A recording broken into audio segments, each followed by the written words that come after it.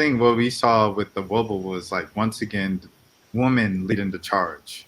I think the WNBA and women in general, just in society, I think they lead the example of not being scared, bro. Like to be honest, a lot of people are scared. Like these days, like people scared to speak up, people scared to say the wrong things because they're gonna lose a check or they're gonna lose some money. And it's like, bro, life is much more than that. Like stand for something, bro. Like grow a backbone. And a lot of men, like I'm calling out men in particular because we supposed to be the who macho man, but we scared to lose a check. And it's like grow a backbone, bro.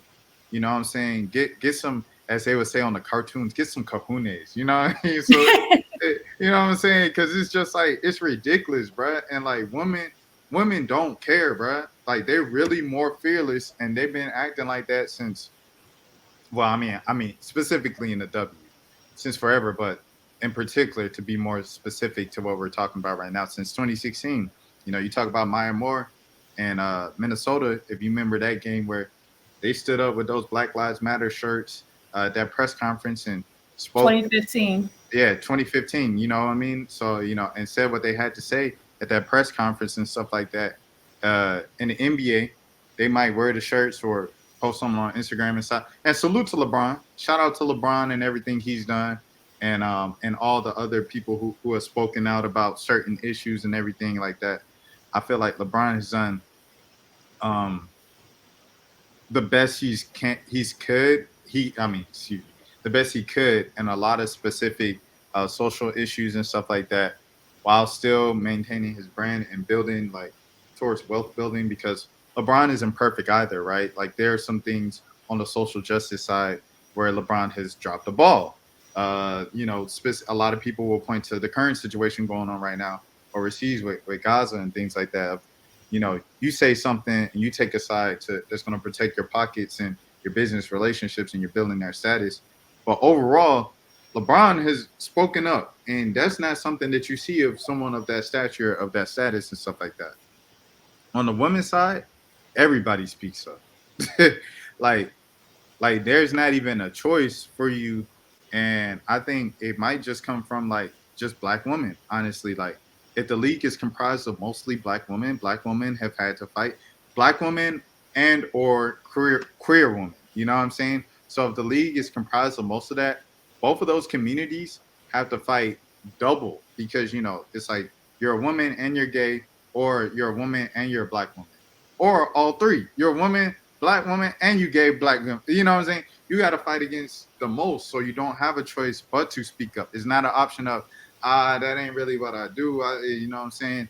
And for the past, since that moment with Maya Moore and them in Minnesota standing up at that press conference with those black T-shirts, you've seen the WNBA lead the charge and not be scared all the way through.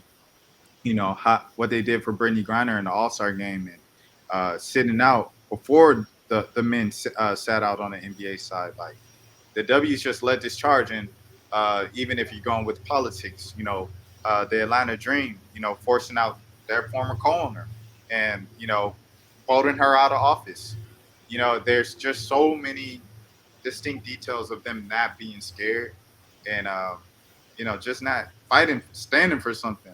Breonna Stewart, Paige Beckers is another great example. Paige Beckers, before, for the people who might not know, if you're new to women's basketball, if you really started joining when the whole Angel Reese, Caitlin Clark thing happened, and Caitlin is like, what you think is da da da. I said this a couple weeks ago. It was Paige Beckers. That was Paige Beckers. They're the same class and everything like that. That was her back in 2020, 2021. She was getting all the attention, and people were complaining. They were even complaining about Caitlin Clark not getting enough attention because of Paige Beckers.